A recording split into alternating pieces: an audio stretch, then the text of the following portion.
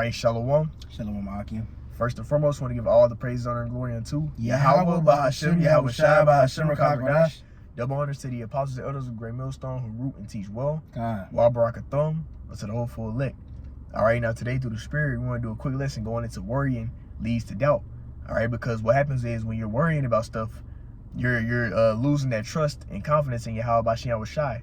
And you're putting your mind or wrapping your mind around you trying to deliver yourself for what you gonna do versus looking at what the Lord can do for you.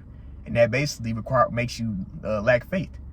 You see, and there's many different accounts of our forefathers, you know what I'm saying, well, worrying and being doubtful and not having faith. And the Lord, he dealt with them. He didn't deliver us in certain accounts, man. Or the Lord jacked our ass up. You see, excuse the French, the Lord jack us up. Right, so that's why in this lesson we want to touch into, worrying leads to doubt, and that's why we got to make sure we watch that, because us having those thoughts in our head, you're basically kind of putting the Lord in a box, like he can't get you out of the situation you're in when he can. I got a scripture. You got it. Yeah, I'm gonna put it right quick. This is a great mindset to have. Make sure you speak up a little bit too. Both got to speak up a little bit. Yeah, this is a great mindset to have. This is Isaiah 41:14. It says, "Fear not thy worm Jacob," and you got to remember that. Because I remember through the Spirit, the Prophet Yahweh Bahashim Shai made a video on that back then. You got to have that worm mindset. You got to have that mindset like, I'm a worm. Because like you're saying, worrying leads to doubt. Why? Because you start going from that mindset of thinking that you're a worm to thinking that you're the bird. No, we're a worm. And a little likeness unto a woman. A woman is helpless. A worm is helpless. They need somebody to protect. They need somebody to provide for. They need somebody to lead them. That's how Yahweh Shai is for us. Yahweh Bahashim Yahweh Shai. And we got to maintain that mindset. Like I was saying, being here in Babylon the Great, you know what I'm saying, that demon will come on to you. You had those thoughts where like you start worrying because you think you're trying to figure shit out. And it's, at the end of the day, none of it's in your control. How you got the money wasn't in your control. Like the Lord put it in your spirit to go to work. You know what I'm saying? So with the money, how you got the money wasn't even in your control, and how you gonna use it, or how you gonna distribute it, or how you gonna make it to next week, it was out of your control.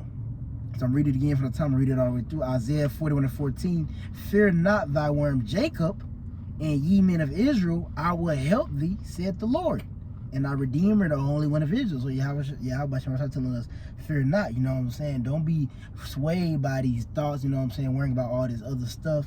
You know what I'm saying? Scripture speak about cast thy burdens upon the Lord, and he will suffer the righteous to be moved. Because we got to understand that we're a worm. And the Lord is really prepping us for the major test. Because right now, there's not nothing really happening heavy. You know what I'm saying? And you probably might miss a bill, or you probably won't have as much food as you ate last week, this week. But we coming into times where the Lord going to see, do you really believe that you're a worm? And do you have faith that I'm going to be able to protect you? We come to times like that. We're not at a peak of Jacob troubles, but we're approaching that time period, just to add on to your point. And I got two real quick ones I'm going to grab real quick. Let me get it pulled up real fast, because the point the brother is going into is great, because that's the mindset we got to be in. We got to be in that mindset of casting our burdens upon Yahweh Bahashim Yahweh Shai, fully having trust in him. Because ourselves, we're not going to be able to deliver ourselves. That's why it says, Daniel the 12th chapter, that Archangel Michael is going to have to stand for us and fight for us. Because if the stuff we're going to be going through wasn't going to be that tough, then why would Michael have to stand up? So the Lord is building us, prepping us up for the mindset to have to trust in him, because we're going to need divine intervention these times we're coming into. Our own willpower ain't going to get you out of these situations we're going to be in. I'm going to pull this real quick. I'm going to say it. This is Romans. Let me find this. Like, I already got one of mine. I got two, as a matter of fact, I want to give. I don't know. You go into it. I'm going to get this Romans real quick. This is the book of St. Luke, chapter 1, and verse 37. And this is quoted multiple times by Yahweh Shai. The parable of the rich man, and how, like, basically a camel is it's an animal that's real, what's the word? They're hard. They're not very big. They're big, and they're stubborn. They're real stubborn. Big. So it's hard to get them to just to act right. So basically, getting a camel to go through the narrow pathways they had to do, like under their little things, especially with that stuff on their back. Yeah, to get them to do that was very hard. So the Lord gave that parable to describe a rich man inheriting the kingdom, because that camel's so damn big, got all that stuff. You know what I'm saying? It's all stubborn and don't want to do it. This is how a rich man is with giving up his riches. Right, but the script, but Yahweh Shai answered with this though. This is what he answered them and said. He said, you gonna read the whole account? You're gonna read? I'm just reading precept. Just to add a quick point, and what did the top verse say? I'm just getting this one. Okay, yeah. So before he read this point, Because, you know, when Yahushua made that parable, the disciples said, then who, they pretty much was like, dang, then who could be saved? You know what I'm saying? They pretty much was like that pretty much, just to kind of give a more understanding of it. But you go and read the point. This is Luke chapter 1 and verse 37. This was quoted multiple times. All right, but I'm going to get this one. It says, for with Yahweh Shai, nothing shall be impossible. So we have to be in that mindset. You can't put Yahweh Shai's saving power into a box. Because he's ultimately, in the grand scheme of things, all evils, the Heavenly Father is controlling it. All good, the Lord is controlling it. All prosperity, all adversity, everything we go through or get brought upon us, the Lord is controlling it. He's directing this whole movie. So if he wants the movie to go a certain way, that's what it's going to be. So with us understanding that, we have to lean on him, because he's the one that's going to be in control of salvation, of whether you live or die, or whether you have money or don't have money, whether you wake up tomorrow or don't wake up tomorrow. And like you saying that, just to add a quick little You thing. got it. Like you saying that, because you said worrying leads to doubt. What's a substitute word for doubt? No faith. That's what happens. You know what I'm saying? And Yahweh Shai, he's looking for those that are going to have faith. And also another substitute word for faith is trust. Because we're going to have to have strong trust in Yahweh Shai in the times that we're coming into. You know what I'm saying? I'm roughly paraphrasing. You know, 2 Esdras 14:14 speaks about let go from these mortal thoughts. You know what I'm saying? You worrying about this little small shit, those are mortal thoughts, man. It's nothing for the Lord to make a man rich, and nothing for the Lord to make a man poor. It's nothing for the Lord to keep people above the boat. You know what I'm saying? Above water. Just taking to thought all these niggas that the Lord is literally preserving for the day of judgment. He keeping them above water for a specific reason, so he could eventually judge them, but he's keeping them above water. It's all these people being niggas out here, being fucking bitches out here. You know, you got, what is it called? Excuse my French. You got people, you probably know somebody like, man, he be the biggest nigga, but he able to survive, you know what I'm saying? This might have happened to him, but he ain't even went homeless yet. He's still surviving. You know, why does Lord, the Lord is able to keep them afloat, you know what I'm saying? Keep them afloat, just so he could destroy them, and they don't even serve him. How much more his servant? You know what I'm saying? I got two. I want to get this one right here, because a lot of Christians, they love to bring out this precept, and brothers definitely heard it.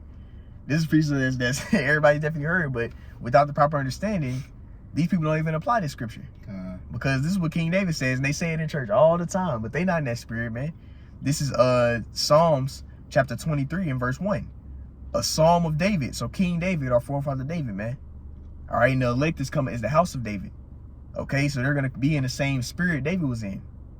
Right, but it says, Yahweh Shai is my shepherd, I shall not want.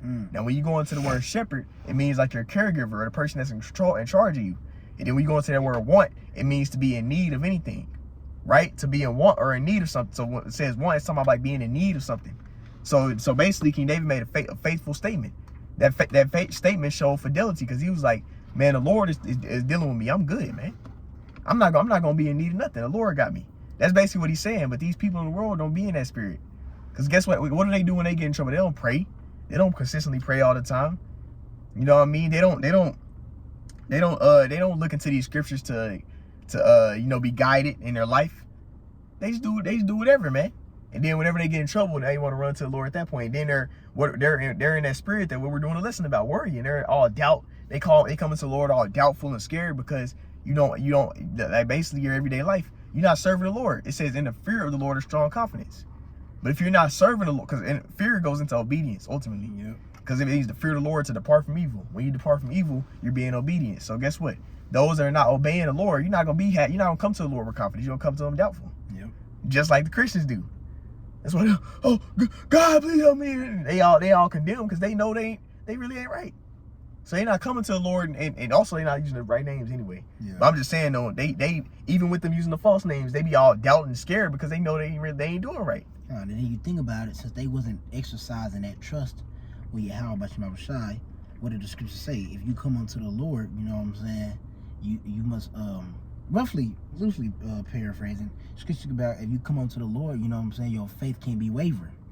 So your trust in him can't be wavering. So when them Christians do try to come unto the Lord, two reasons their trust is going to be wavering, because they know they're being the biggest nigga, and they wasn't exercising that trust and relationship with Yahweh Shai, which the Lord is doing with us now. Right now, Yahweh Shai is having us exercise this relationship and gain this trust. So when he put us through these biggest and difficult tests, we had the trust and the faith to be able to pray to Yahweh Shai and move off of his will, and not try to resort to some carnal means, you know what I'm saying, because we trying to trust in our flesh, we're going to completely commit and trust unto Yahweh Shemashah, just like Abraham did.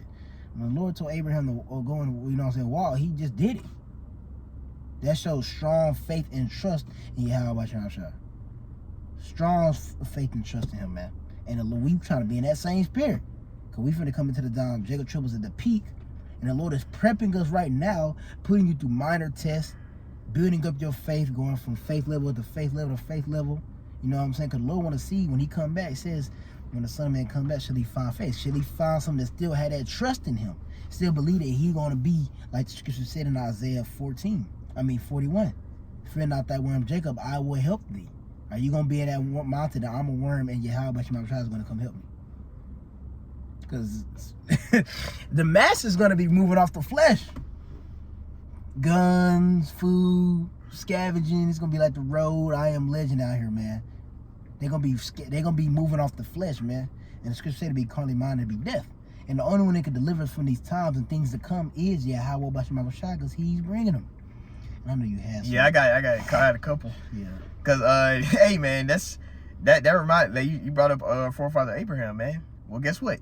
What did Abraham do? Abraham believed even when it wasn't a reason to believe. That's what the scripture say. It's in somewhere in Romans. Yeah, Romans 4. Romans 4. We could probably grab that. Because, Abraham, he believed even when it wasn't a reason. This situation and stuff was so bad. It was basically what I'm saying is he was in the perfect situation to start doubting. But he didn't. He still was faithful, and he still had that fidelity and had that trust in Yahweh Shemashah. What the Lord do? The Lord dealt with Abraham, man. He made him a father of many nations. He gave him all those blessings. He dealt with him greatly because what? He was faithful. He trusted in the Lord. So that's what we're gonna get ready to see. You know, we're gonna see those benefits being reaped for us having that trust and faith in Yahweh Shemashah. He's gonna make sure he's gonna come through for us. And also at this one too. I don't know why this phone got saved on it, man. Yeah, I'm gonna pull it up. I know it's in Romans. Let me get this real quick. I got this as well. I think it's in the NLT though. God.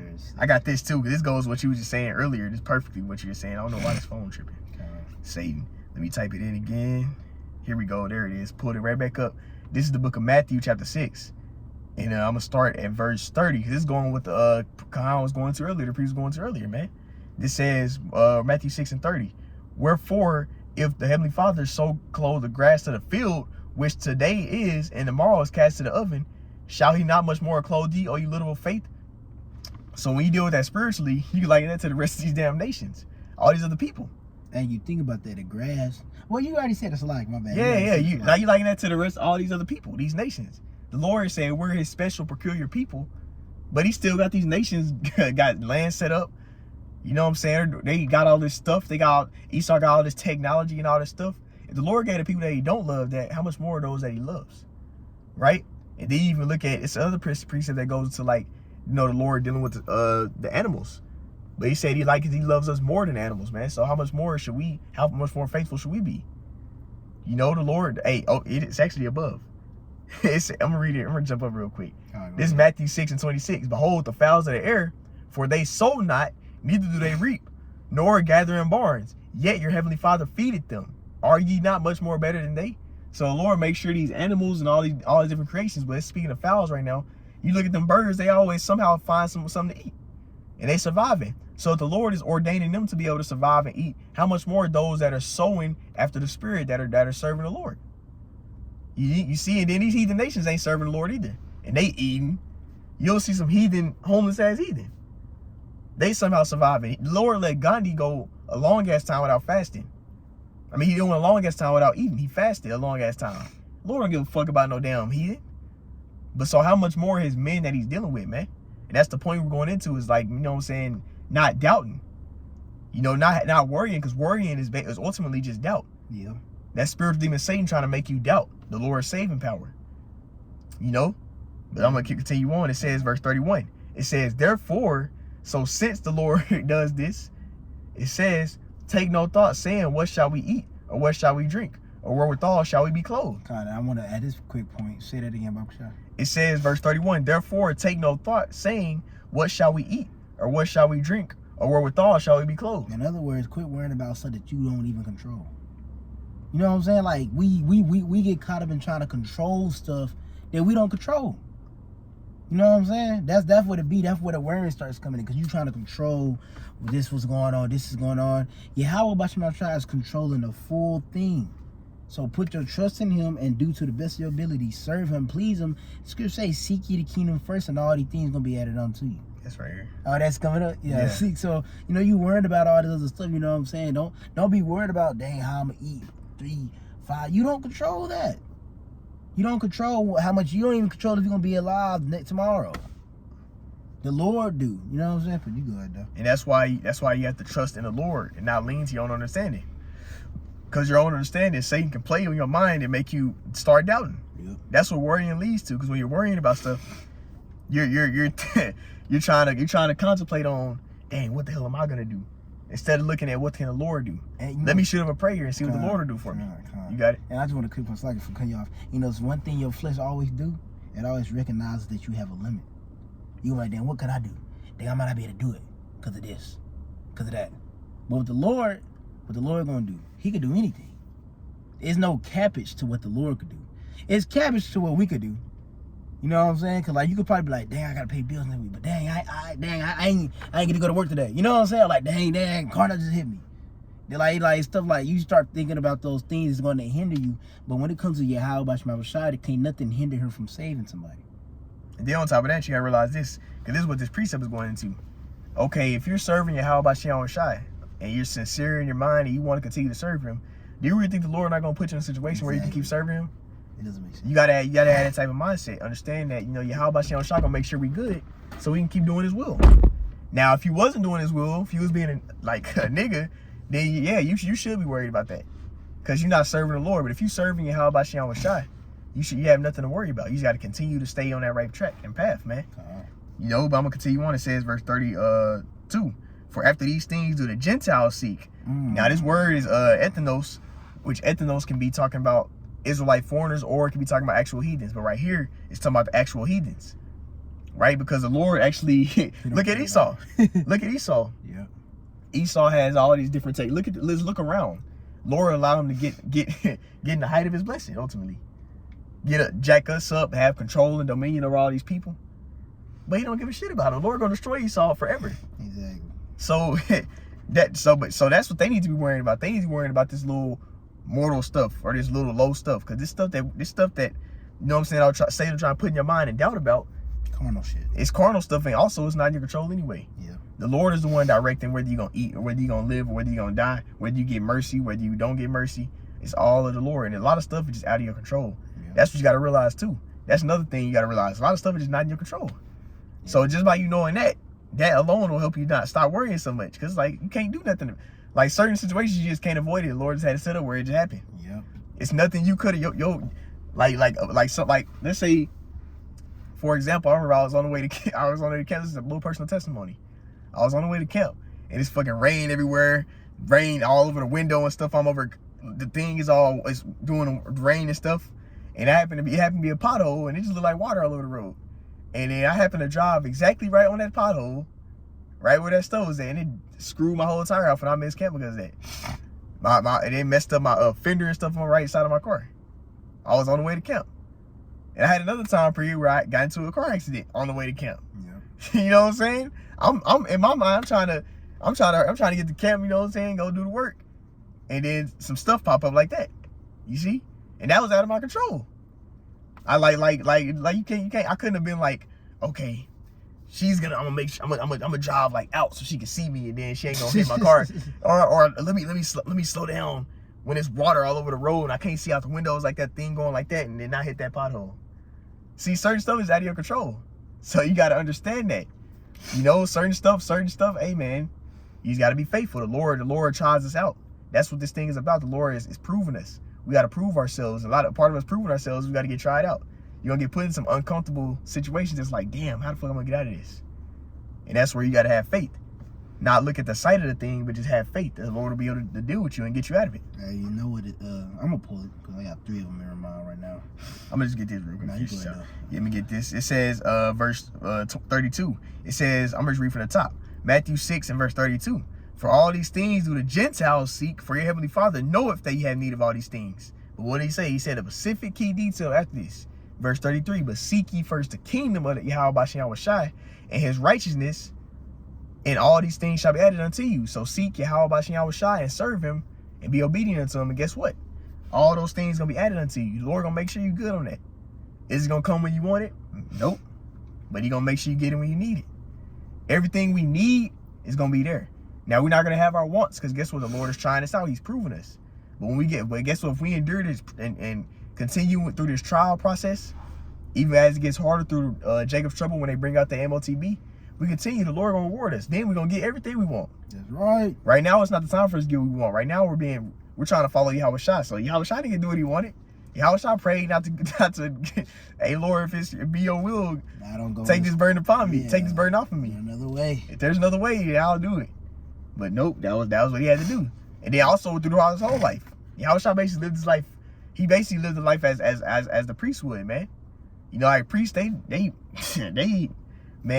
couldn't do like they was devoted fully towards serving the Lord their whole life. They was dedicated to the Lord. They had to get a virgin woman. They couldn't do this. They couldn't be unclean on this time. They got to be in a temple. They got to be clean. You got to be clean. You can't come in a temple unclean. It was different things they had to do, and they had to live their life based upon that.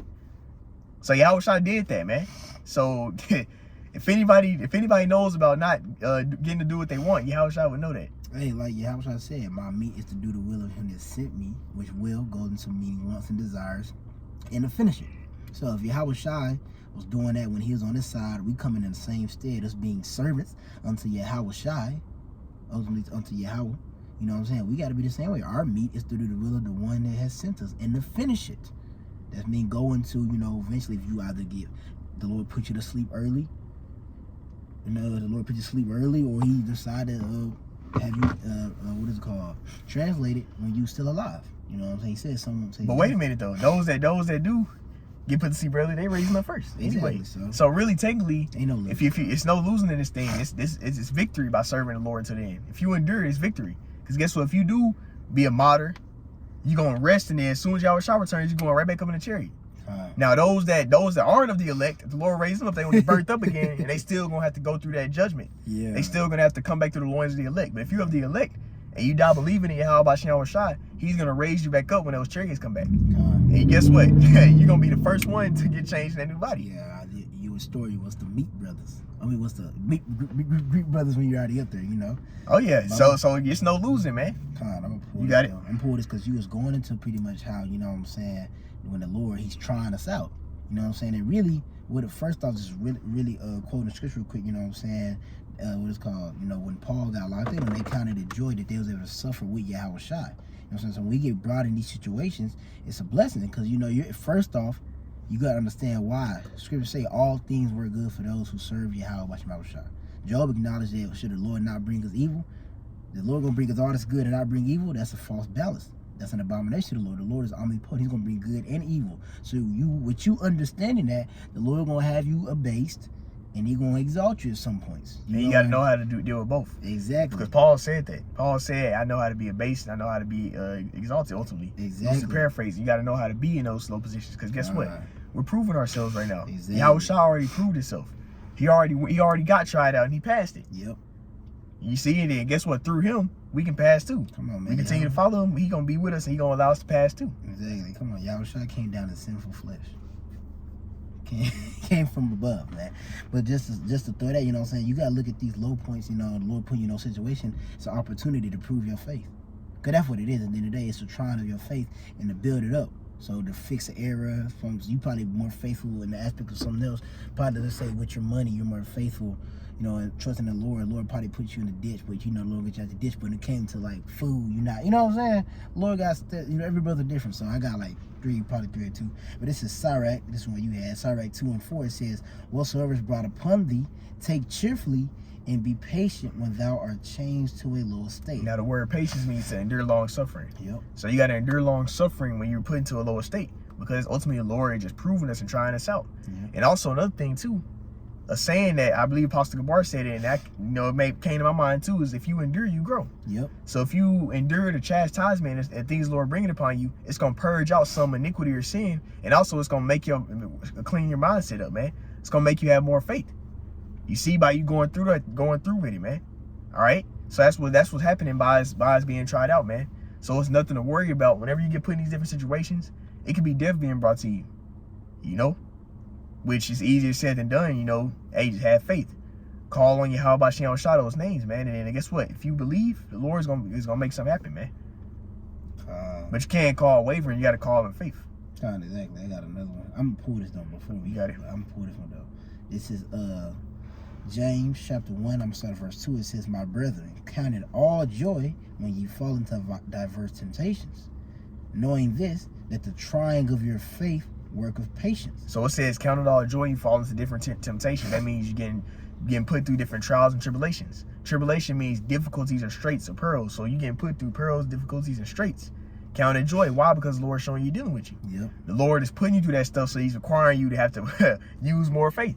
Yep. You see, when you work out, because you know a lot of brothers in the fitness, man. When you work out, if you working out, man, if you don't put enough attention on that muscle to shock the muscle, you ain't gonna really get no growth like that, man. If you, because eventually you'll get strong enough to where you get used to that. And that's the Lord. That's what's happening to us. We get, as time goes on, Lord got to put more on your plate. So now it requires you to have more faith so you can build your faith up. Exactly. It requires you to have more trust in the Lord. And what the Lord is doing, He's doing that, getting us the glory to glory. So that way we'll finally, fully be in His image. Hey, like it says, the path of the justice has to shine a light that shineth that light, being that wisdom not to understanding. So your faith, and yet how about you? It says shineth more and more unto the perfect day. How's that being done? Through those tests. You know what I'm saying? If the Lord ain't testing you, man, that's mean He don't care about you. Because the point of the test is to prepare you for the big test, because those tests going to help purge out those weak points in your faith. Imagine if you went through high school, they never gave you the quiz, they just gave you the damn tax test or the STAR test at the end of the year. You're like, damn, I didn't get tested. Like, you know what I'm saying? But like, since they care about you wanting to pass and shit, you know what I'm saying? They give you those little quizzes, a little pop-up quiz or whatever, and it prepares you for those tests. So when you're going to be like, okay, I was weak in division. Now I really, that's the Lord do with us. He do the same thing with us. He put us through these trials. He put us through testing our faith, showing you, oh, see, you should have faith right there. See, you're not good at having faith in the situation. See, you should have prayed. See, you should have did it. See, showing us our faults, showing that He cares, you know what I'm saying? Like you said, so the Lord dealing with us. So He's showing you your faults. So when it comes time for the big test, you're ready for the big test, and you could be ready to be changed into His image. You know what I'm saying? So I'm gonna finish that out though. I'm gonna read it from the top. 1 James, and it's like it's saying on my phone, acting funny now. All right, first James chapter 1. I'm gonna read verse 2 again. Last time I just read verse 3 and read it through to 4. It says, "Knowing this, that the trying of your faith," so in order for your faith to get tried, work of patience. But let patience have her perfect work. We already went into patience was long suffering. The Lord can't try your faith if He don't put you through no long suffering. Cause that's when your faith really getting tried. That's when you gotta show faith. He couldn't have you have your money. He couldn't have you. Just give an example. You know what I'm saying? Let's say, like, I'll use myself as an example because this is testimony. I remember one time, I was taking the aux somewhere really quickly. I was taking the aux somewhere, you know what I'm saying? My car charger outlet, my car fuse charger didn't work in the car. It didn't work. And I didn't even bring my charger. My phone was low. The Lord could have had it happen quick. Something quick could have happened. It could have came when I wanted it to come, which was really quickly. It could have came when I wanted it to come, and my phone, I could have found the charger. Boom, phone could have been home. But no. Instead, He let my phone die. He let me sit there and, like, you know what I'm saying, marinating like, damn, I could. And then, of course, your flesh gonna do what it do. That what makes it a test. That what makes it a temptation. Because temptation is something you want to do. Even though you don't want to do it, Paul mentioned how it's another law in his members. His body, your flesh, wants to find a carnal means to escape that little torture that it's going through. Wearing. You know what I'm saying? So the flesh gonna do what it do. So thoughts might come in your head, but you gotta have, you know what I'm saying, you gotta have power for the Yahweh shot. You gotta filter out those thoughts, man, and just focus on that the Lord got you. And when I did that, the Lord might send you a couple signs, however He wants to do it. And when I did that, the fear of the flesh completely left my body, and I was sane. And all of a sudden, I was a human GPS. I knew exactly how to get back home, and I was way in Carrollton, and I never been to Carrollton without a GPS before. So just giving an example right there. And I'm gonna finish it out. It says, I'm gonna read verse 4 again, James 1 and 4. "But let patience have her perfect work, that ye may be perfect and entire, wanting nothing." So that will happen, you know what I'm saying? You go into the Lord, put you through those tests, that long suffering period of time, it works on your faith. And it shows you how strong your faith is. It shows you what you need to work on. And that's the main goal. Because the faith is the gas for the car, and faith is the way we're gonna be able to get out of here.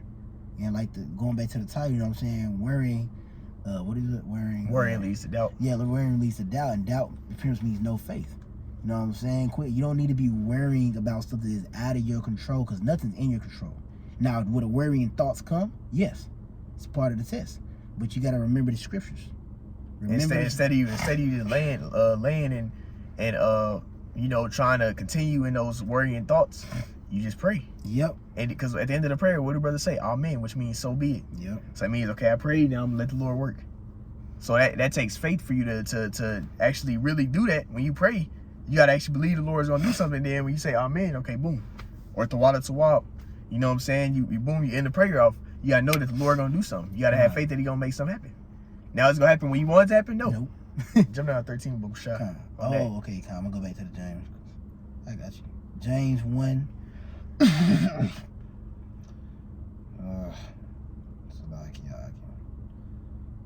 sorry. James 1. We're gonna jump down to verse 13. Let no man say when he is tempted. Oh no, it's not 13, it's 12. 12, okay. 12. James 1 and 12. It says, blessed is the man that endureth temptation. So temptation is us being tried out, us getting brought through those tribulations. Endure means to be made hard. So you made hard and you continue, no matter what stuff you go through, you just keep going. Right? It says, blessed is the man that endureth temptation. Barakatah. You got it. It said, blessed is the man that endureth temptation. Uh-huh. For when he was tried, so he gets his faith tested. Uh-huh. he shall receive the crown of life. So if you endure that trial, that testing, the end goal of that is gonna be salvation. But it's gonna be continuous trials, tribulations until we get out of here. Huh. But guess what? That's what happens. These trials, tribulations, they build us up to be able to do that, man. They make you unmovable. You know what I'm saying? That's the goal you want to get at. We want to be like Apostle Barrow say. You want to be an iron pillar in a frozen tundra, unmovable, solid in the faith of Yahweh Bashim, and the trust in Yahweh Bashim. Because that's the only way you're gonna get to Jacob troubles. You can't have that faith where some wind come, which is tribulation, and it just gets uprooted. Well, guess what? In Jacob's trouble, the sight of things ain't gonna look like it's no hope. Exactly. As a matter of fact, Boshai, Hebrews 11, verse chapter. Yeah, I got you. Because let's go into what faith is real quick. Because in that time period, that's why Paul said we walk by faith and not by sight, because we're gonna need faith in the times that we're coming into. So worrying, you can't be having that spirit of worrying. You know, the Lord is purging out of all us brothers. We have time periods where you might be kind of worrying too much, and then the Lord will show you, like, man, should have just prayed. Just have faith, man. I got you. You serving me?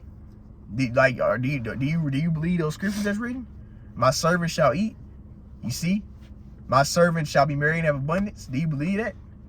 Do you believe that if you seek in the kingdom, then the Lord ain't gonna add stuff you need into you? You got to believe those things. And speaking of myself first and foremost, you know, the Lord telling us that because He's requiring us to have faith. Now, Bookshot, can grab that. You want the one, right? Yeah, I just want one. Hebrews 11, verse 1. Now, faith is the substance of things hoped for, the evidence of things not seen. So something hoped for. If you got a hope for something, or if it's evidence of something that's not seen, that means in sight of things, it's not no hope. That's why you have to have faith. That's where faith comes in, because you have hope. When in the sight of things, there's no hope. Yeah. So in the time of Jacob's trouble, all the so-called hope carnally is going to be out the window. We're going to completely need divine intervention. You see, Esau has all types of weapons, all types of robots that know your face and know your information. All this stuff that Esau got, man, if the Lord ain't with you, you ain't making it, man. Yeah, bro. You're not going to make it, bro. You know? Even right now.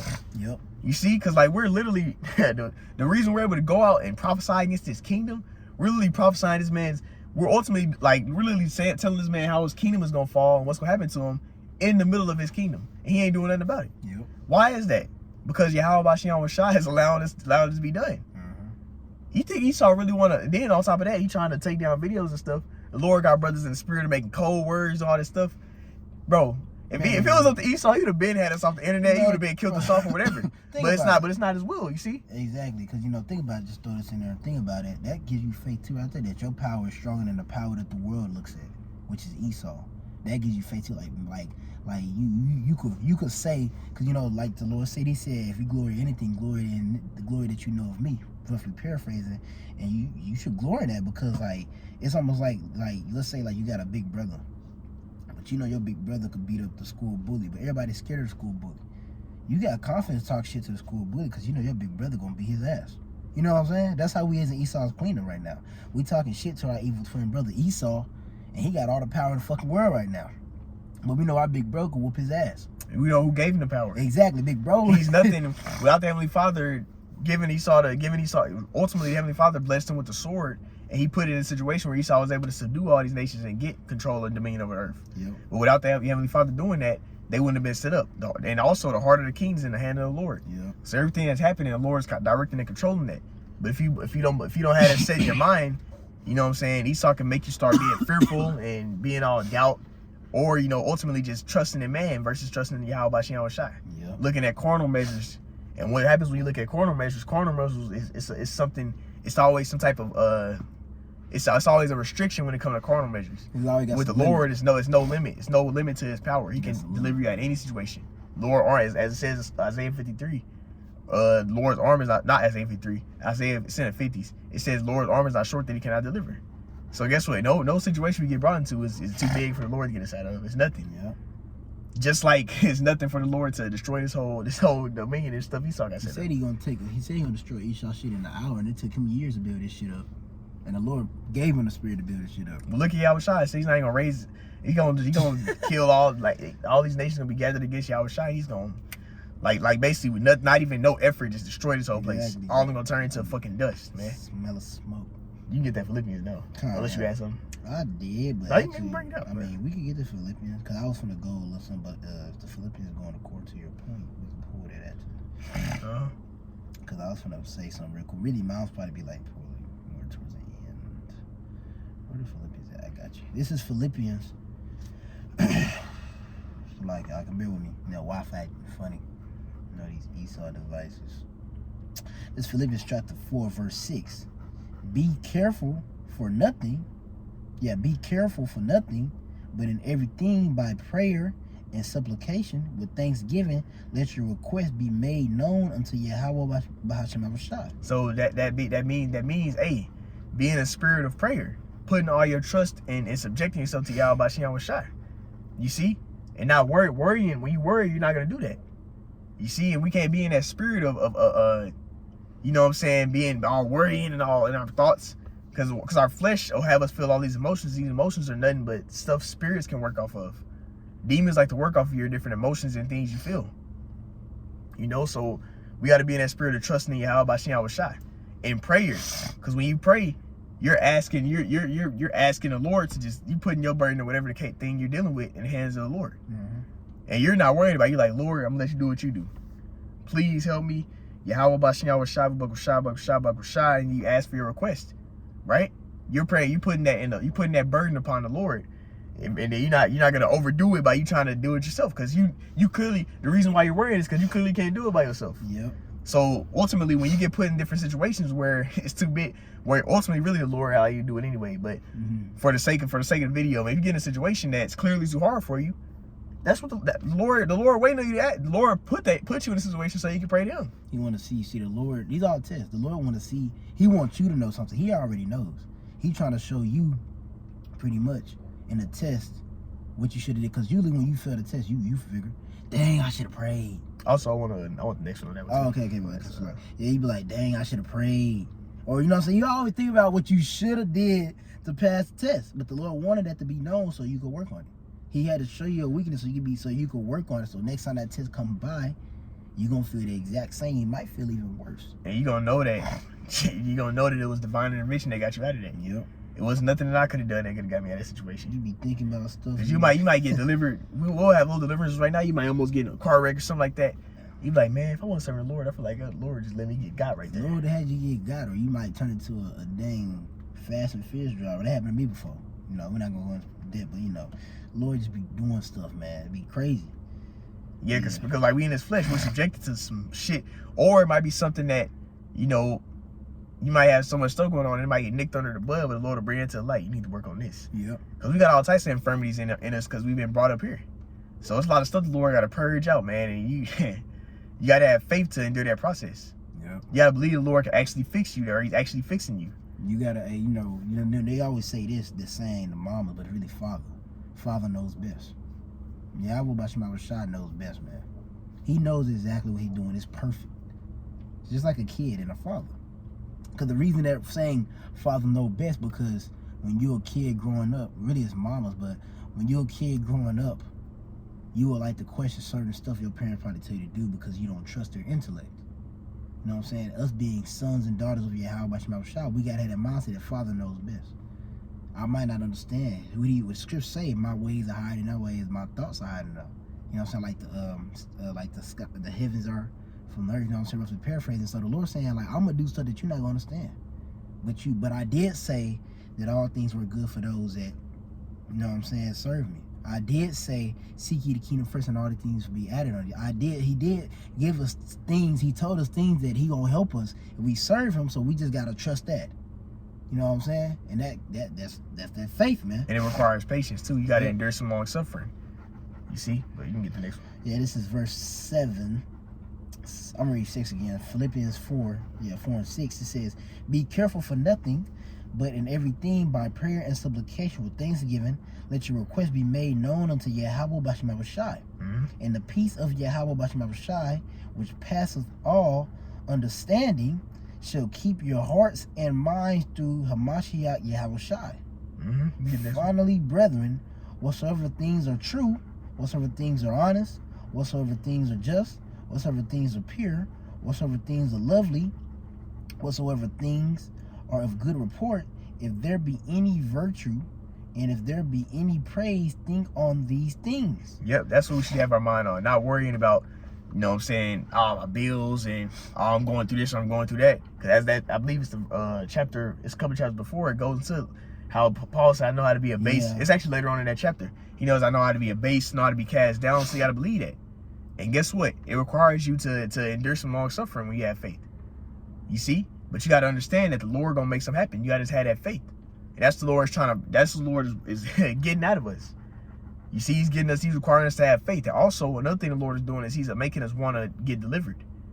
You see, because if you're in that spirit of just living good and all that stuff, and you're not worrying about nothing, ain't nothing going on with you, which really stuff going on with everybody, but the Lord has 2/3. They're deceived by Esau, thinking that they ain't going through shit. Look, Esau got them all drugged up and all drunk in Babylon fornication. They think they ain't catching hell, but they are. Even our slaves. But the old Lord has it set up where it's the people he's dealing with, you're seeing like it's jacked up. It's hideous. They got all this going on, the kids, this happening, all your baby mama, woman, this job, all that stuff, and you just trying to live right and live a certain type of lifestyle, and it's hard as hell in this society.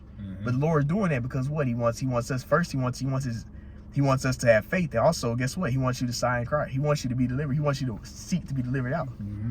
The elect want to be delivered. Yep. So if you're not going through nothing, you're not going to want to leave. The elect want to get exited out of here. Basically how it was in Exodus, the first Exodus. How he's crying out the whole nation of Israel wanted to get delivered. But in this time, it's only the elect. Yep. Only the elect want to get delivered. Everybody else, they good. They like in the wilderness, man. We just go back to Egypt, man. The elect like, fuck F that, let's go to the promised land, man. Exactly. God. Is there any more you wanted me to? No, you got it. I'm gonna pull this real quick. We just ended up on these two real quick. This is Romans. I want to pull this out, Romans 15:4, which is going to speak for itself. This Romans 15:4 says, for whatsoever things were written aforetime, so written before you, which is the scriptures as a whole, is all written before us in this reincarnation, but they was initiated a lot for these times and for us to come to the understanding and receive those things. It said, for whatsoever things were written aforetime were written for our learning, that we through patience, so our long suffering, and comfort of the scriptures, the Lord has given us understanding of the scriptures, that we might have hope, have faith. Because the Lord has put countless examples of stuff we go through. They put countless examples. He even gave you examples where they failed tests. Prime example, when Yahweh Shai, when Peter was talking to Yahweh Shai said, Satan, get behind me. Because Peter was being carnal. No, I know that situation actually, that was when they was about to take Yahweh Shai and then Peter smoked the dude on the ear. Yeah. That's what happened. So basically, what happened was Peter didn't want Yahweh Shai to get crucified. He smoked the dude on the ear. He fucking chopped the dude's ear off.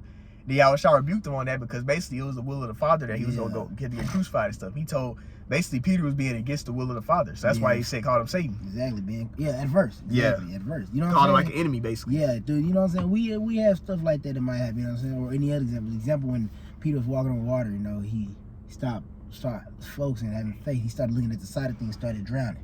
Well, not drowning, but sinking. Ultimately, he started worrying as we're going into. Exactly. He started worrying about that. So it made him doubt, and then what happened? He went in the water. Exactly. So with us being in these situations, like that says, fire and water is stored before thee. You know what I'm saying? That's that narrow path. We got fire in the water right there. We gotta stay focused, going through that. You gotta stay singled. Yep. And narrow path, because if you're not, you can get overtaken by that fire or that water. God. You see, because this thing is not. It's a narrow path and it's a straight gate. It's difficulties, tribulation. Through much tribulation shall you enter into the kingdom. That means difficulties, straits. You got to catch hell. They called it a straits gate. Hey, Second Ezra 7 speaks about that. God. How then shall you get the bride if you ain't go through the narrow? Yeah. So that the only way to the kingdom is to catch hell and go through it. Mm-hmm. And within you going through it, you got to have faith. Yep. And faith means you can't be worrying. You're going to get put in situations where it's not going to look good for you. But that's where the faith comes in, that you still having hope even through that. God. You see? You can get that. God, I got another one. This is I want to pull this because Amos 8:11 speaks about the house of David. You know what I'm saying? Being the elect, Lord wouldn't be those men. And I want to pull out an instance that David, before he became king, this was back when Saul was ruling, and David, this when Goliath had pulled up to Israel, when Israel was being scared and stuff, not having faith, but David came with that strong confidence and trusting Yahweh by Shema Shai. So I'm going to start at 33. No, 32. It says, 1 Samuel 17 and verse 32 says, and David said to Saul, let no man heart fail. Actually, I'm going to get 33. It says, and Saul said to David, thou art not able to go against this Philistine to fight with him, for thou art but a youth, and he a man of war from his youth. So pretty much Saul was being carnal. You know what I'm saying? He was looking at the sight like, this dude been raised up from a youngling to fight, and you is a shepherd of sheep. Like, what are you don't stand a chance, pretty much. He's being carnal, pretty much.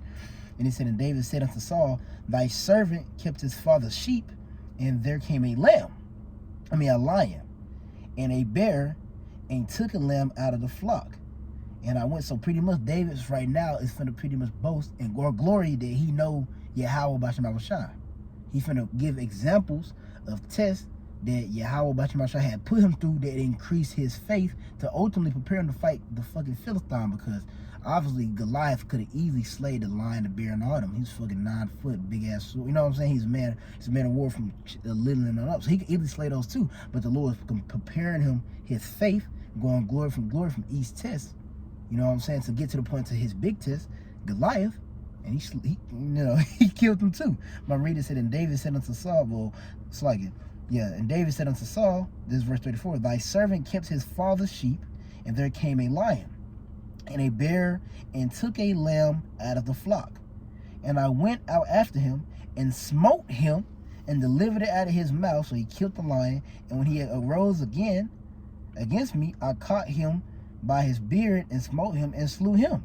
Thy servant slew both the lion and the bear, and this uncircumcised Philistine shall be as one of them, seeing he have defied the armies of the living power, Yahweh Bashim Shai. So that, just bringing that out and bringing it out to Romans 15, we look at these accounts before, and the Lord, this is what he did for David, and us hopefully be at that number, being the house of David. We got to have that same mindset as David. David had strong trust and faith in Yahweh Bashim Shai. Man, David was a boy. He was young when he did this. He had strong faith and trust in Yahweh Bashim Shai.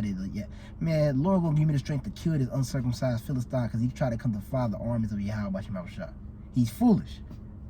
And all because of those tests. It wasn't like, oh, go do it. It was like, okay, the Lord delivered me from a lion. He delivered a lion into my hands. He delivered a bear into my hands. Man, the Lord's with me. He had faith that the Lord was with him. And we got to be the same way. The Lord doing the same thing for us now. You know what I'm saying? He delivering us for countless of things. There's a lot of things that go on, man. You see people dying every day. You see people getting shot. All types of stuff happening. The Lord delivering you from all those things because you're serving him. So we got to acknowledge that. So when the Lord brings us to this major test, which is going to be ultimately the hour of temptation, the sea help, it's going to be the big test. We gotta have it. we want to have that faith that's going to meet up to that standard. And that's what the Lord doing with all these tests, man. Yeah, more on it. Nah, that was it. I had 2 more. Okay. I want 1 Timothy 6 and then 2 Ezra 16 chapter. I know I had 1 Timothy 6 in there somewhere. 6:6, right? Yeah. Also, we can get 2nd Ezra, the 2nd chapter, and then we'll wrap up off of those. This is 1 Timothy. Well, you don't think it is 2. Yes, 2nd Ezra chapter 2. Because they basically Ezra, the Lord was dealing with Ezra, man. You know what I'm saying? He basically damn near indirectly told him he was of the elect, told him he was gonna get delivered, and also he was showing them, you know what I'm saying, like not to worry about all these things that's gonna happen, because I'm gonna bring out the tribulation, but you'll be good, you serve me. And that's basically a message, as I just read earlier, the Kahan and the priest read earlier. Look, the things we're in the foretelling for our learning, our understanding. So if we doing the same thing that our forefathers doing and they got delivered, likewise for us. So we have nothing to worry about. You got it. This is 1 Timothy chapter 6, verse 6. But godliness with contentment is great gain. Let me get the next verse. For we brought nothing into this world, and it is certain we can carry nothing out. Yep. So that's sound knowledge by Paul's letter to Timothy. You know what I'm saying? We basically ultimately we got to be cool and be content with what we got. Right? And understanding that, you know what I'm saying, the stuff that we have, we can't church that over here. How about Shem Shah? It's all temporary stuff we see anyway. Yep. You got it. It says, in having food and raiment, let us be therewith content. Because what the Lord said, he should give us our daily bread. The Lord pretty much say, hey, I'm going to give you enough to serve me. What you need, you getting what you need. Yeah. You might not get everything you want, but everything you need is going to be there. Everything you need. And then sometimes the stuff you need, it might take a little time. But that's as we went into in this lesson, worrying is going to lead to doubt. So you don't doubt. You just have faith. You pray. And then let the Lord work, man. You got it.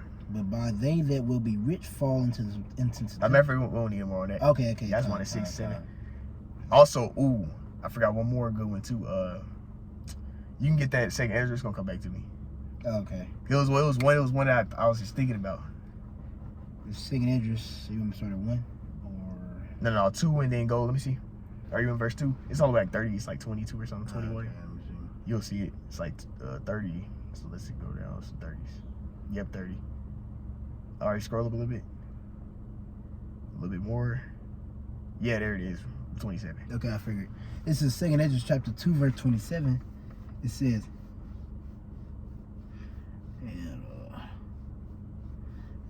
okay, 27 says, be not weary, for when that day come. So it's like 2nd Ezra 2 and 27. Be not weary, for when the day of trouble and heaviness cometh. So Jacob troubles pretty much, or any other time, but specifically. So ultimately, it's the great tribulation, but we're going to tribulations now. Yeah. You got to be in this spirit now. Ultimately, God, it says, others shall weep and be sorrowful. So other people that's not serving the Lord, they should be worrying. But if you're doing what the Lord said, you have nothing to worry about. This ain't gonna lead to doubt and not having faith. You got it. But thou shalt be merry and have abundance. Yep, the Lord's gonna take care of us. That's all I wanted right there on that one. Lord's gonna make sure we good if we continue to serve Him. Lord's gonna make sure we not in need of nothing if we continue to serve, man. Continue to do His will. All right. But hey, man, Lord gonna try us out the points where we think like, damn, But at that point, you gotta continue to keep praying and having faith, and understand that what's happening. The Lord is trying you out. He's testing. He's making you. He's getting that faith out of you. You know what the scriptures say, man? Scriptures in Sirach.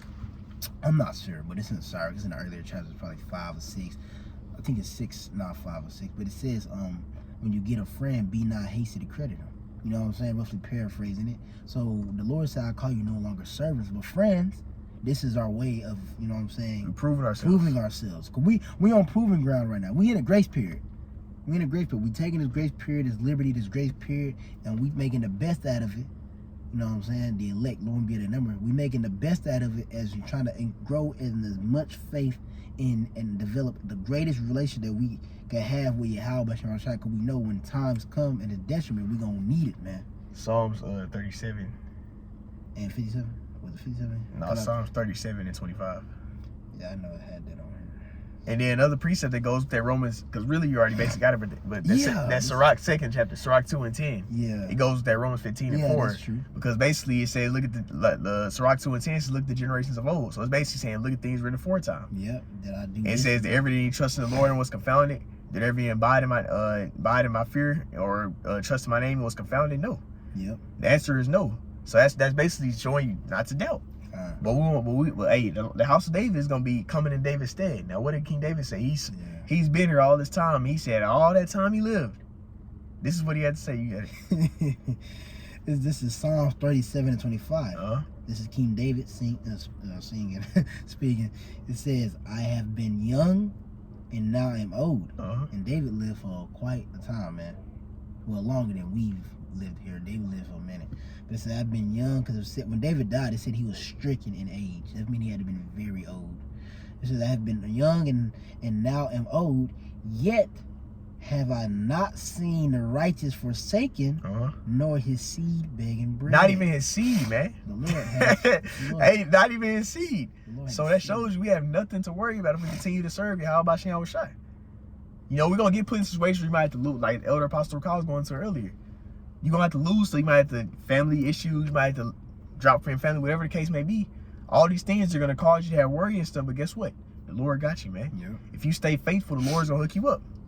The Lord may make a way for it. The Lord can make that situation better in instant. He can make that situation better. He can change something. But you got to believe in that saving power. You got to just imagine. Like, look, give an example.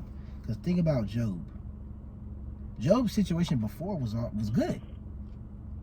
But since he maintained his faith when the Lord changed him to a lower state and he abased him, and he maintained his faith that the Lord's going to make something happen, the Lord increased him way above than what he had before. You know what I'm saying? Like, and the Lord said that. He said everything forsaken, he going to give it to us 100-fold. So, like, you know what I'm saying? The Lord put it through the test now. We probably losing stuff now. You know what I'm saying? And like you say, because you are faithful over a few things, I will make thee a ruler over many things. Because we maintain our faith, integrity, trusting Yahweh, Bashim Shai, you know what I'm saying, for little things, yada, yada, yada, boom, boom, boom. The Lord says, just because of that, because really at the end of the day, this is a light affliction anyways. The Lord already said this is a light affliction. He already said it. So since we maintain our faith through this light affliction that he sees, he's like, since you maintain your faith through that, I'm going to make you a ruler of a minute. Like, the Lord going to give us galaxies, man. He's going to reward us well above what we went through. And Romans 8:18, man. I ain't going to say the scripture, but Romans 8:18. Last one I want to second Ezra 16, because it basically say what we talking about in the lesson. Which one? Second Ezra 16. Oh, you talking about 16 and 17. And then basically we're going to wrap it up with that one, because the point has been made, man. Worrying is guiding our forefathers nowhere. And it'll get you nowhere, because you can't please the Lord. We read in Hebrews 11. You can't please the Lord without faith. So if you don't believe the Lord can deliver you, he's not going to do it. Yep. But if you believe in Yahweh Shem Shai's power and his might, and believe that he can deliver you, then guess what? He's going to do it. You know, you look at the before you no, point. Yeah, I don't want to interrupt you. Slaki too. But you know, I didn't want to you know, it's a lot of time periods where Yahweh Shai was on the scene, you know, people like people just believed instantly, like they had different infirmities and all that stuff, but they straight had faith, and the Lord just healed them on the spot. Hey, that woman, she the blood issue. That woman when she was sick. Yeah, the blood issue. Then adultery. Look at the one that was that. That was Mary Magdalene. All the adultery. Yeah. Go and sin not. They had faith, and the Lord just boom dealt with them instantly, just off of that them having faith. So likewise with us, we have faith. The Lord's gonna make sure we good. Yep. You see, those people, they wasn't serving like some of those people. They were just. Now a lot of them kept the law and say it was in Judea, but I'm just saying, like, some of them they was going off, and then they started believing, and the Lord dealt with them. Yep. You see, so we gotta understand that, have that confidence, and know that if we believe and have faith on Yahweh Shem Shai, he's gonna make something happen. Yeah. He gonna be there. You see, those things are written for our learning. You see that he said go and sin not. He's writing on the ground with the lady. He said go and sin not. He told them, anybody y'all that ain't sin, you cast the first stone. He could have stoned her, but since she had faith and believed in Yahweh Shem Shai, he spared her. Then you had the one that touched his garment and got healed instantly. And I knew she got healed because she believed. Exactly. Because she didn't believe, she wouldn't have got healed. Exactly. She believed that. She believed, man, you get a touch on Yahweh Shai, man, you get healed. She believed that, though. Because nobody hear her. Look at our forefathers. Noah spent all them years building that ark. Nobody listened, they talk. Then those a lot of them was because the sons of God was back there at that time period. You know, a lot of niggas. Some niggas back there. Stupid ass, old ass man. And then he just can't get it anyway. But I'm just saying, you know, our people, like basically back then, Noah time period, they was following all them Canaanite, wicked ass, all those idols, man. So Jake was off. So he was trying to scoffing. Look at this nigga. He's building a big ass boat. Ain't no rain coming. It was rain. Scoffing at him and stuff. But guess what? He didn't doubt. He just kept going. Yep. He was faithful. Look at Abraham. Abraham was about to slew Isaac. And then the Lord told him, like, dang, Lord, didn't you tell me that? But he said somehow, some way the Lord gonna make that happen for Isaac. And he still did it anyway. Hey, man, that was heavy. Because when you read it in Hebrews, we just going on to the script, but when you read it in the Hebrews, bro, it said faith. It said that Abraham was gonna do it because he believed that the Lord would raise him up, because the Lord had said that through him go the promises. So Lord, he knew Lord, I trust you. You said the promise will go to him. You told me to kill him. He could have been the corner, being like, well, see what he do? He didn't doubt. He said somehow, some way it's gonna happen. Lord gonna do it, and Lord, he believed Lord. And then look at our people. Look what happened to look in the wilderness, man. Mm-hmm. Look at Lot's wife. Look where doubt, worrying is gonna lead to doubt, and doubt will lead to you being destroyed. Death. It'll lead to you not being obedient, not going through with the plan. Yeah, because you doubting. Yep. You see, that's what happened. That's why our people, a lot of people, they look at Judith. Yep. During that time period. No, let's wait 3 days, and in 3 days, the Lord will deliver us. Then we gonna let the heathen know. See, that was doubt. Yeah. Now let the Lord raise up Judith to do what she did to help the stuff go through. And those were elders that was saying that, man. Jake was tripping, man. But those were elders. But see where doubt got him? Yep. Israel was about to be destroyed, but the Lord allowed Judith. He had a spirit on Judith to do what she did. And you already know Lord's gonna make it way longer than 3 days. You know what I'm saying? You already know the Lord was. The Lord said, you know what I'm saying? It said, cleave on me to. It said second Sirach 2. He said, cleave unto me, depart not, that I may increase yet thy last. So he's gonna do it. If the Lord went, like, if he chose to go according. If he wanted to move to go like that, he could have been like, man, we're gonna go 7 days. Should imagine if the time period of Judas the Maccabees. Yep. They was outnumbered in all them wars. And what happened? Since Lord directs who wins that war. Lord had them jack them damn heathen up. But why did that happen? Because the Lord was with them. He was like, man, I'm with them. They winning this battle. Just like with when the Babylonian Empire fell to the Persian Media Empire. Medo-Persian Empire wasn't on no level looked at to be able to destroy them, and they did. Yep. Why did that happen? Because the Lord prophet had already said that. The prosperity kings in his hand. So you see what I'm saying? The Lord is directing and controlling everything, so that should cause you to move with a sense of confidence, knowing that, okay, the Lord is controlling everything. Whatever His will is, I'm gonna conform with that and then keep it moving. Yep. The Lord, if I continue to serve Him, I'm gonna be all right. That's right. As what that other dude say on the song, Kendrick Lamar, we gonna be all right. Yeah, you gotta have that faith, man. You serving, the Lord got you, bro. We gonna be all right. That's spiritual. you all right if you serving, but we gonna wrap up with this one. This second is just 16 and verse 75. It says, "Be ye not afraid, neither doubt." Don't doubt. Don't doubt. Because what does worry lead to? Doubt. Because Ezra saw some scary. You got to keep in mind what Ezra was seeing in this vision. He's seeing some scary. He saw Jacob's trouble. He saw we're in the beginning stages right now. He saw it in its full effect. He saw people killing each other, insurrection upon those that fear the Lord. He saw all that. He dang, I'm serving the Lord. Look what's happening to them. What's gonna happen? Like, damn, I'm not gonna make it. What happened? He got those exhorting words, man. Ezra saw it, man. He saw apparition. He saw all of that. He saw it in its fullness. Yeah, he got scared. He's serving the Lord, and he was like, damn. But what is the Lord's message though? You got it. Be ye not afraid, neither doubt. For Yahweh Basham is your guide. He's gonna guide us. He's gonna lead us. He's gonna make sure we're good. Yep. So we have nothing to be doubtful of, man. Even in these situations we go through now, you know what I'm saying? Don't doubt. Have faith. And you're gonna have your moments where you might be on folly moments and all that. But just learn from it, and then next time, just have faith. Hey, the scriptures say, blessed is the man who constantly condemned and falling from the hope of the Lord. The reason you fall hard is to show that you have faith that the Lord could fix that. That's why Yahweh Shai went on the cross. For your biggest fuckers. He ain't going on the cross because you... Because to add on to your point, what he did, if your conscience condemns you, what happens? That means you, in your mind, you worry and thinking, ultimately, it starts as worry, and then it becomes doubt. Dang, the Lord might not be able to forgive me for this. Then you become a fucking dead lion. You stop serving. You stop doing the very well thing that could have saved you. You stop serving. You lost faith. Kissing the sun, man. You lost faith. Exactly. But see, it can start as worrying, and then worrying will lead to doubt. Yeah. Because you're worrying, man, the Lord might not forgive me for this. But the Lord said He has power to forgive all sins. Yeah, then the Lord can do it. The Lord, the issues of death, salvation is all in the hands of the Lord. Also, us being who when we get delivered in chariot, who's gonna be the one changing us? Yahweh Shai. Yahweh Shai. So at the end of the day, he's controlling all those things. You can't be in a spirit of thinking that the Lord can't forgive you.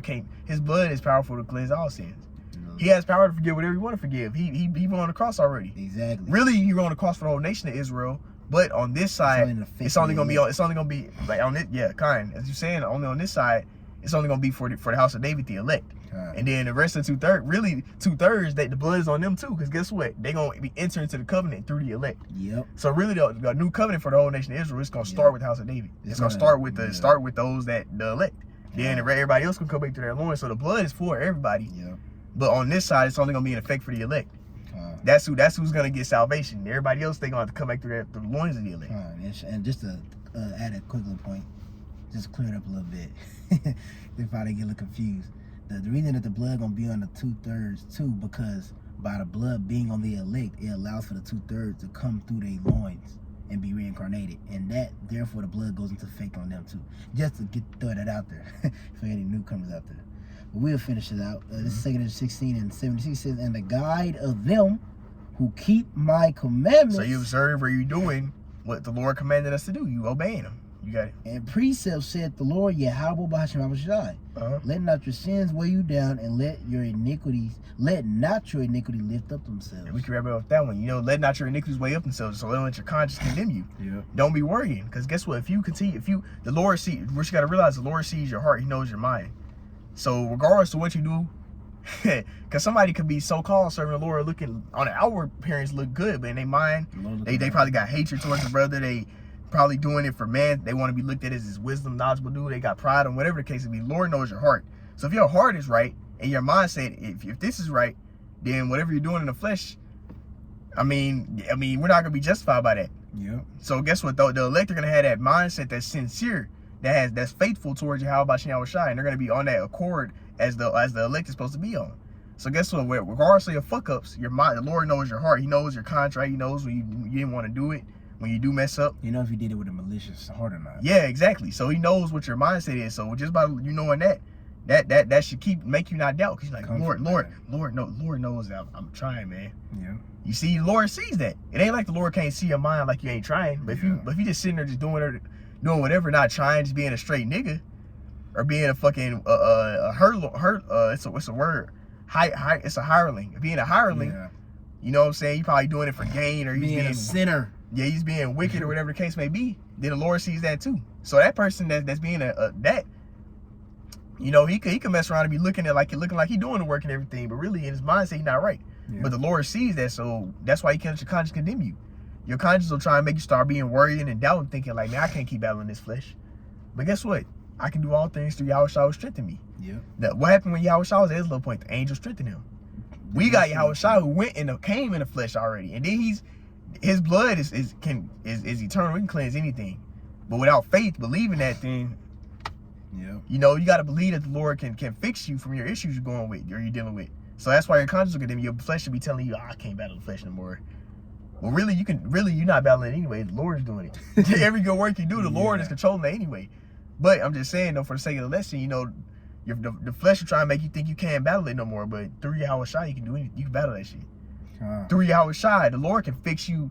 It could be the most wicked, evil nigga ever. The Lord can make him righteous. The Lord, man. The Lord can make him come to repentance and be delivered and get changed and all that. And we live in testimonies. Look at us.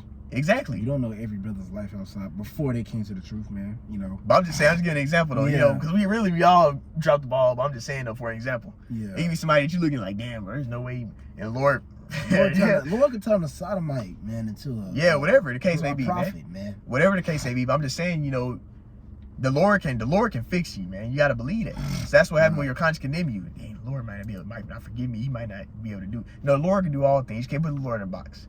But doubt will creep in by worrying too much. That's why. What did Paul say? I'm not. He said I'm looking at things before me.